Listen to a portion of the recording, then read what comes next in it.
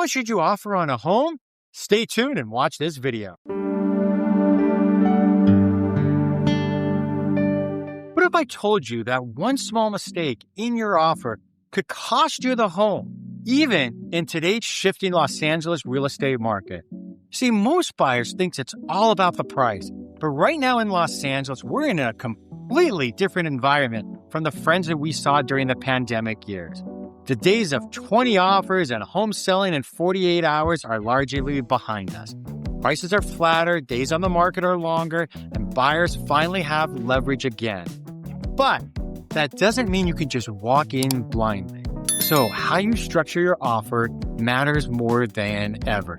And in this video, I'm going to walk you through exactly how to make an offer that a seller simply cannot refuse, even in a buyer-leaning market like Los Angeles. So I'm going to be answering the question I get almost every day. Scott, how much should I offer on a house? And we're going to break this down in a way that's really simple, practical, and designed specifically for today's LA housing market. So we're not just talking theory, we're talking strategies that work right now. My name is Scott Himmelstein with the Scott Himmelstein Group, trusted Los Angeles real estate agent with over 250 five-star reviews online between Google and Zillow. I've helped hundreds of buyers navigate every type of market in Los Angeles: sellers markets, buyers markets, bounce markets. And the one constant is this: the strategy behind your offer is what determines whether you win or lose the house. It's not just a number, it's the structure and the terms, the motivation, the comparables, and your ability to read the room. And today, I'm going to show you how to exactly do that. So when you write an offer, you're going to be in the winning circle. All right, let's begin with the foundation. Before you even think about the number you're going to offer, there are 5 key factors you have to evaluate every single time. And these factors never change regardless of the market. The first is the local comparables. This is the cornerstone. What have similar homes sold for in the last 60 to 90 days? Not last year, not what the owner paid, not what your next door neighbor says, not what Zillow says. Comparable sales are the backbone of pricing. And here in Los Angeles, the comparables can change and shift quite quickly because each neighborhood behaves differently. Woodard Ranch doesn't act like Studio City, Sherman Oaks doesn't act like Long Beach, and etc. And, even Burbank behaves differently from West Hills. So you need hyper-local data. You got to compare like to like. The second factor is days on market. This one tells you more than almost anything else.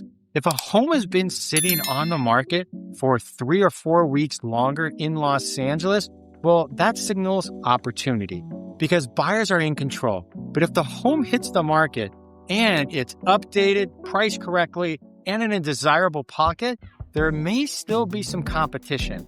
Not the chaos of the pandemic, but enough competition that you need to adjust your strategy. You have to really keep that on mark. Days on market tells you how aggressively to negotiate. The third factor is the condition of the home. Is it fully remodeled? Does it have a new roof? Does it have an updated kitchen? New HVAC? Or is it stuck in the early 2000s? Or worse yet, does it feel like a home in the Brady Bunch? Homes in Los Angeles that are turnkey still get strong interest, and homes that need work, especially with rising contractor costs, give buyers leverage. And sellers know that. You see, the condition affects not just the price, but your negotiation window. The fourth factor is your financing. FHA, conventional, jumbo, or cash. In Los Angeles, most inventory is in that jumbo or high balance conforming range. So sellers do pay attention to the type of loan you're using, your down payment, and whether you're pre-approved with a reputable lender. Are they a direct lender? Are they shopping it around, which would be a mortgage broker? Your financing directly impacts how your offer looks and how strong it will appear to the seller. The fifth factor is the seller's motivation. This is the most underrated part of the process. So if the seller relocating, downsizing, do they have a death in the family? Are the kids selling it? Are they moved out? Are they testing the market? Are they financially stressed? Are they carrying 2 mortgages? The seller's motivation can dramatically change what number they'll accept. And the only way to get that information is through communication between the agents. So your agent has to be able to communicate. Now let's talk about making an offer in today's buyer's market. Basically, LA is trending as a buyer's market right now. There are more active listings, fewer buyers, and more price adjustments. This is the first time in years that buyers generally have negotiating power. So if you're a seller, you have to keep that in mind. But as a buyer, you need to know that also. So how much should you offer? In most parts of LA right now, offering 5 to 15% below the list price is not only normal, it's often expected. And that gives you room to counter, room to negotiate, and room to get the home for a fair market value instead of the seller's fantasy number that basically seems like it's easier to win Powerball than they're going to get that, right? But you have to back it up with comparables. Sellers want data. And if your offer is supported by recent sales and you demonstrate that you did your homework, they're far more likely to take you seriously. Otherwise, you're just going to say, hey, get out of town. One thing I always recommend is to understand the story of the listing. Look at the price history. Have there been price cuts? Did the seller come in too high? Has the home fallen out of escrow? Did the home hit the market at the wrong time? Understanding the story tells you exactly how aggressive you can be with this seller. Now, let's talk about inspections and repairs.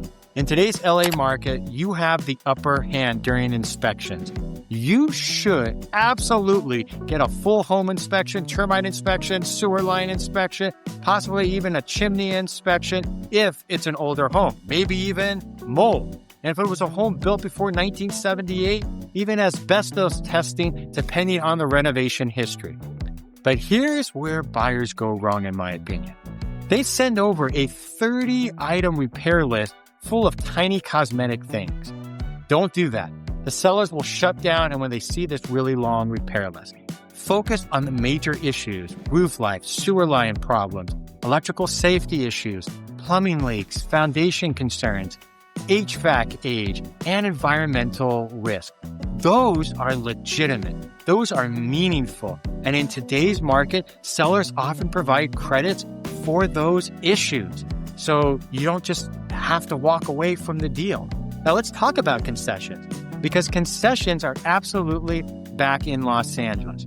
For the first time in years, buyers are successfully asking for and receiving $10,000 to $15,000 towards closing costs.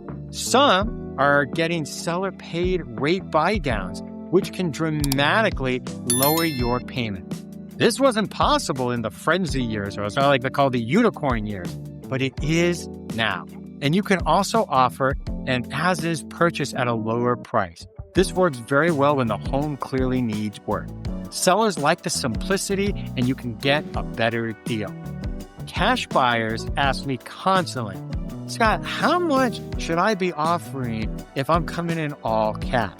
Cash is powerful, not because sellers prefer cash emotionally, but because it eliminates the risk of a buyer not being able to get the loan and delays on the loan.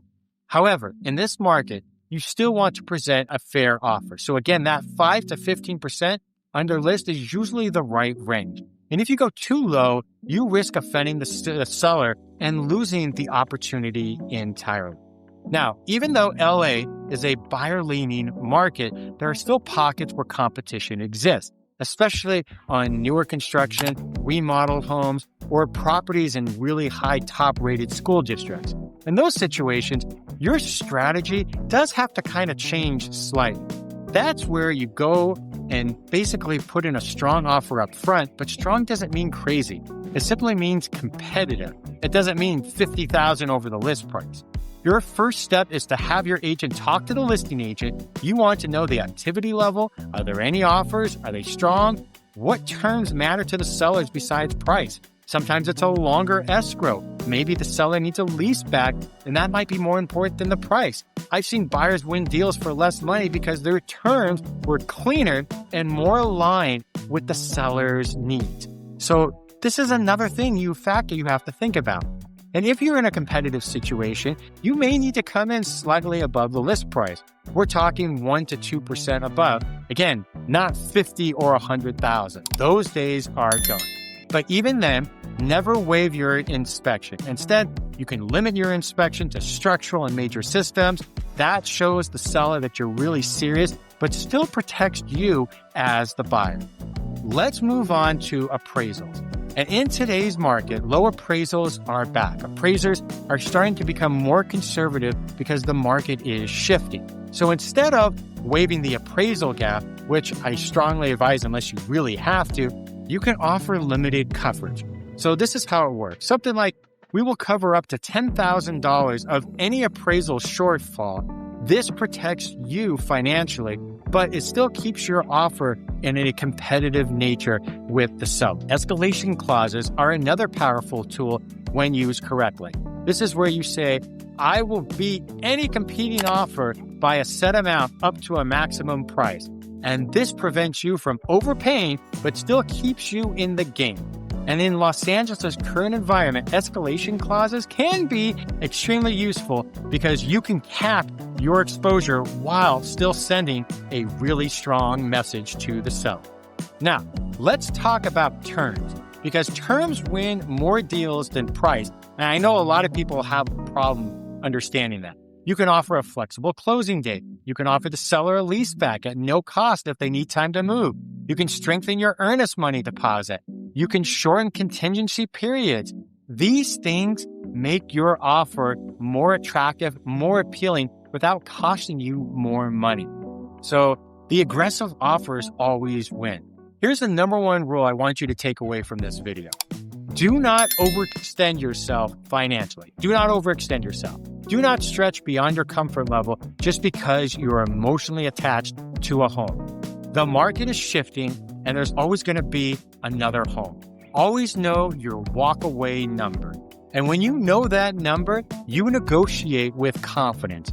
You avoid buyer's remorse and you avoid putting yourself in a situation where you're house rich but cash poor. So you don't want to be in that situation. The truth is, buying a home in Los Angeles is all about the strategy. The right strategy will save you thousands. The wrong strategy will cost you opportunities. And if you evaluate the comps, understand the days on market, analyze the condition, align with your loan type, tap into the seller's motivation, and structure your offer intelligently, you will position yourself to win without overpaying. So something to keep in mind again. And if you want help crafting the strongest possible offer on a specific home in Los Angeles, or if you want me to walk you through the comms and strategy for your situation, reach out anytime. Thanks for watching. I'm Scott Himmelstein with the Scott Himmelstein Group, and I'll see you on the next video.